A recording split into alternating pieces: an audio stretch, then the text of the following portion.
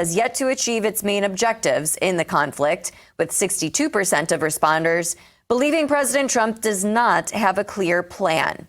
This includes 19% of Republican voters who say they aren't sure where the president is going with this war, with more than 90% of Democrats and 72% of independents feeling the same way.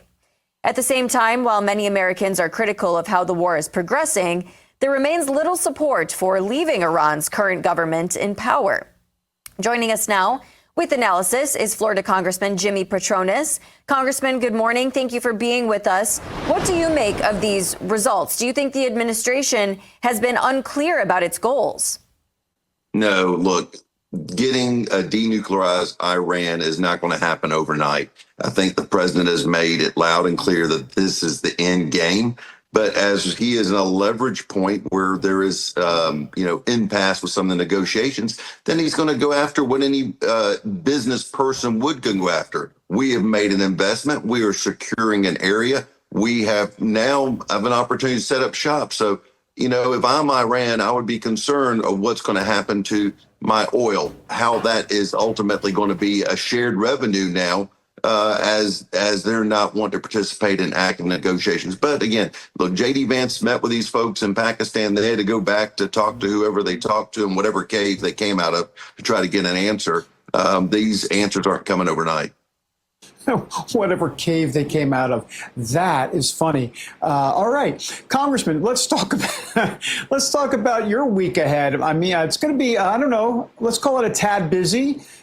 You are returning to Washington along with everybody else this week with a full docket. So you got Democrats, they're pushing for this abrupt end to the conflict. They're calling for more limits on the president's military actions. Then you got the DHS funding that's still hanging in the balance. So what are you looking at this week? What are the top priorities? Where are you going to spend most of your time and effort here this week? Well, I've talked to a few of my common sense senators over the weekend, and there's a lot of frustration amongst the rank and file of the senators of not being able to get the Homeland Security funding across the finish line. I think you're still going to see more pressure put on the Senate to try to make something happen. We cannot continue robbing from Peter to pay Paul to make these salaries work forever. In addition, we're going to be short two more members of Congress as of this week, as two have decided to resign early. They've got other things they need to be worried about on the home front. But you know what? When you play stupid games, you win stupid prizes. And it's probably the best that they went ahead and tend to their family matters. All right, so you talked about Eric Swalwell, Tony Gonzalez. Obviously, by now we've talked ad nauseum about the issues surrounding both of them.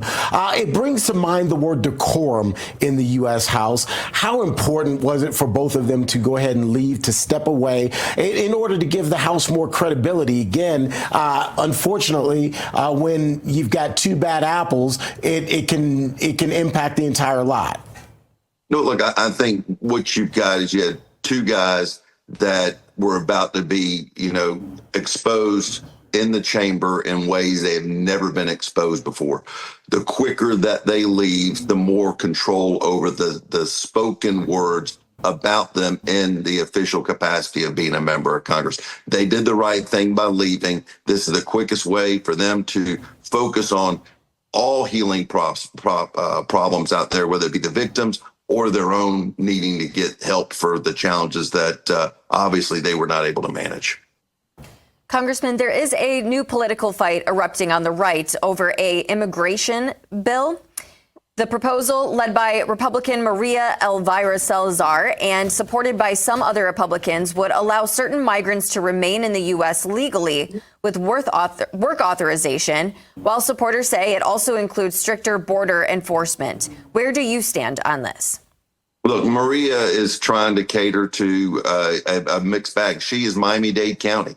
So as she is working this issue, I'll make it clear to everybody, the bill has not been agenda. It is not being heard. It's not going anywhere. But I think she is just doing what she feels is important to her constituents and trying to find a pathway for folks to have a normalized, accessible way to be a legal immigrant going through the immigration process in the United States. So again, I feel for her. I know she's trying to come up with a sensible solution that makes sense in her backyard, but that doesn't play in every main street, and it definitely doesn't play well in Florida's first congressional district.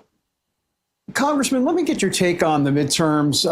Before the president decided to have this military conflict with Iran, it was already looking a little dicey, but we were hearing that let's wait for the big, beautiful bill to come through and let's see where we are in Q3 or quarter two, whatever it is, regarding some of the tax cuts that are coming. So that's all good.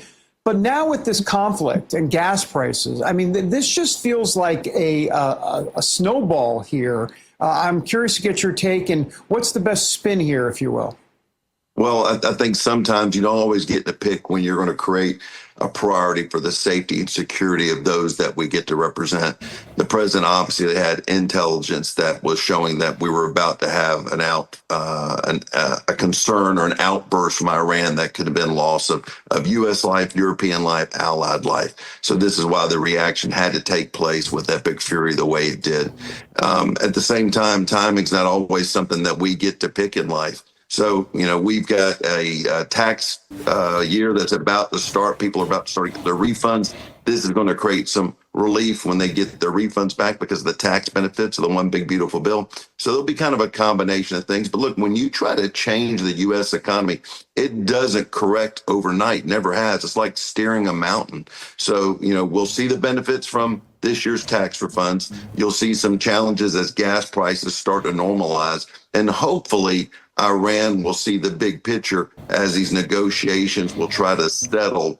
But unfortunately, these guys have been not only been punched in the mouth, they've been pretty much embarrassed on a global stage. They have to put their pride aside, knowing that the rest of the world would like to move on. So, Congressman, we also want to get your take on growing calls for the president to release government files on UFOs. Tennessee Congressman Tim Burchett, for instance, calling on the president to release these files over the